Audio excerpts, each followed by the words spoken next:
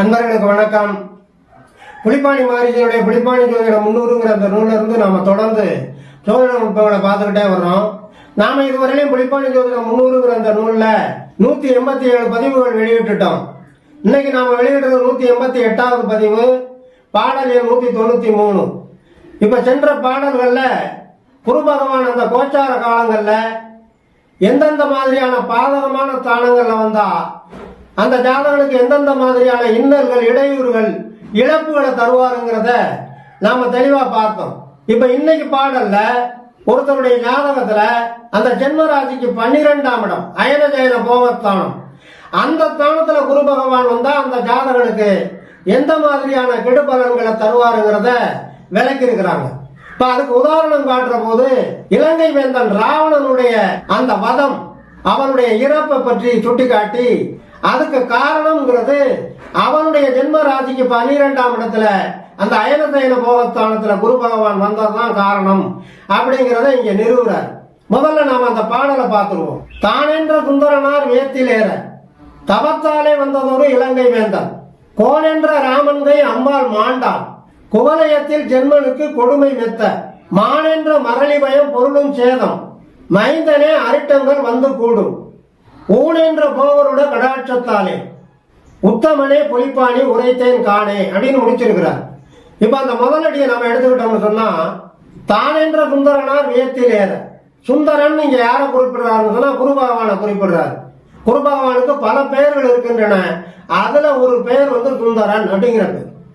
வியம் அப்படின்னு சொன்னா 12ஆம் இடம், விரயம் அப்படிங்கிறதுடைய இடைக்குறைதான் அந்த வியம்ங்கிறது. விரயம் அப்படின்னு சொல்லக்கூடிய அந்த சொல்லினுடைய அந்த ரையன் குறைஞ்சு போறது. வியத்திலேற அப்படின்னு சொன்னா ஒரு ஜாதகத்துல ஜென்ம ராசிக்கு 12ஆம் இடமான அந்த வியஸ்தானத்துல விரயஸ்தானத்துல குரு பகவான், சுந்தரன் என்று சொல்லக்கூடிய குரு பகவான் ஏற அப்படின்னு சொன்னா பெயர்ச்சியாக அப்படின்னு அர்த்தம். தவத்தாலே வந்தது ஒரு இலங்கை வேந்தன். ராவணன் எடுத்துக்கிட்டோம்னு சொன்னா மிகப்பெரிய தவபலம் பெற்றவன். சிவபெருமான் தன்னுடைய தவத்துக்கு இறங்கி பிரசன்னமாகலன்னு தன்னுடைய தலைகளையே ஒவ்வொன்றா அறிஞ்சு யாகம் உண்டத்துல போட்டவன் ராவணன். அதனாலதான் இறக்கப்பட்டு அவனுக்கு வரமெல்லாம் நிறைய கொடுத்தாரு சிவபெருமான். அவ்வளவு பெரிய தவபலம், வரபலம் பெற்றவன். அதைத்தான் இங்க புலிப்பாணி சித்தார் தவத்தாலே வந்தது ஒரு இலங்கை வேந்தன் ராவணனை குறிப்பிடுறார். சரி, அவனுடைய இறப்பு எப்படி நடந்துச்சு அப்படிங்கிறத அந்த 2ஆம் அடியில கொண்டுட்டு வர்றார்.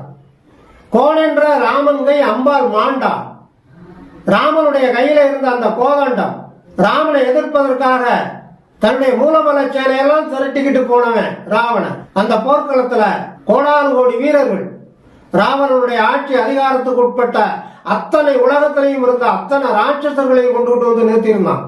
தன்னன் தனியா ஒரு ஆளா நின்று ராமபுரான் அத்தனை மூலபல சேனையும் அழிச்சாரு, ராவணனையும் கொன்றாரு.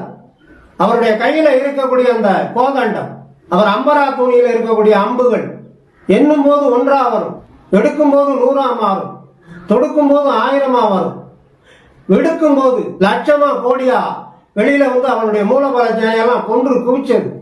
அதைத்தான் புலிப்பாணி சித்தர் சொல்றார். கோன் என்ற ராமன்கை அம்பாள் மாண்டான். இவ்வளவு பெரிய தவபலம் வரபலமுக்கு அந்த ராவணனுக்கே இந்த கெதின்னு சொன்னா, குவலயத்தில் ஜென்மனுக்கு, இந்த உலகத்தில் இருக்கக்கூடிய மற்ற ஜாதகர்களுக்கு கொடுமை மெத்த, பல இடையூறுகள், பல இன்னல்கள், பல இழப்புகள்லாம் அவன் சந்திக்க வேண்டி வரும் அப்படிங்கிறத இங்க கொடுமை மெத்த அப்படிங்கிற வார்த்தையில புலிப்பாணி சித்தர் குறிப்பிடுறாங்க.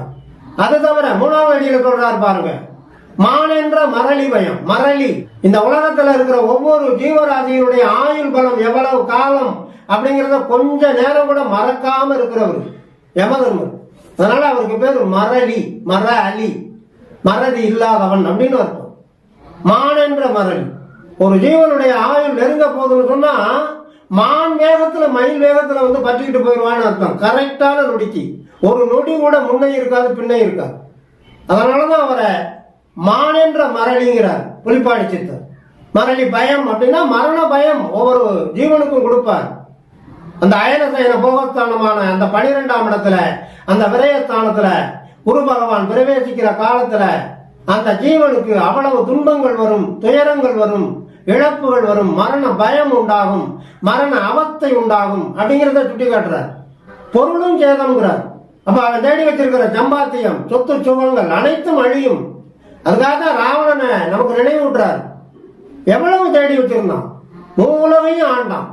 தேவர்கள் எல்லாம் ராவணனுக்கு அடிமை. நவகிரகங்களை படிக்கட்டுகளை வச்சு அது மேல ஏறி போய் அரியாசனம் உட்கார்ந்தவன் ராவணன்.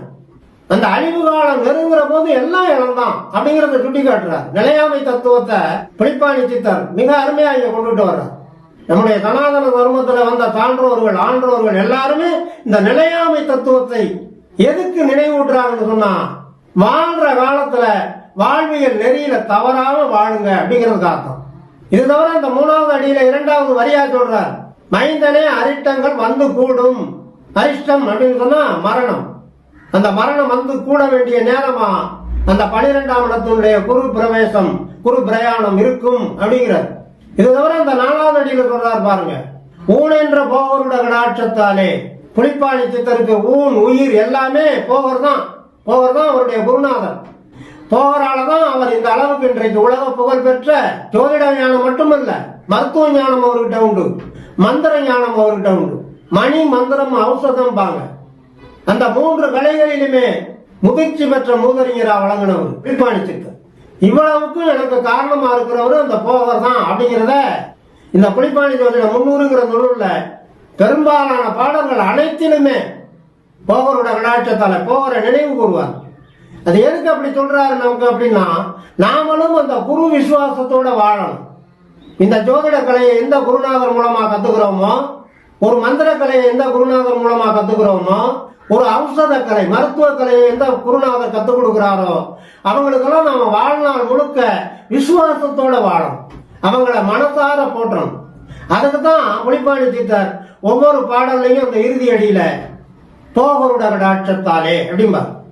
இது தவிர அந்த இறுதி வரியில சொல்றாரு பாருங்க, உத்தமனே புலிப்பாணி உரைத்தேன் காணே அப்படிங்கிறார்.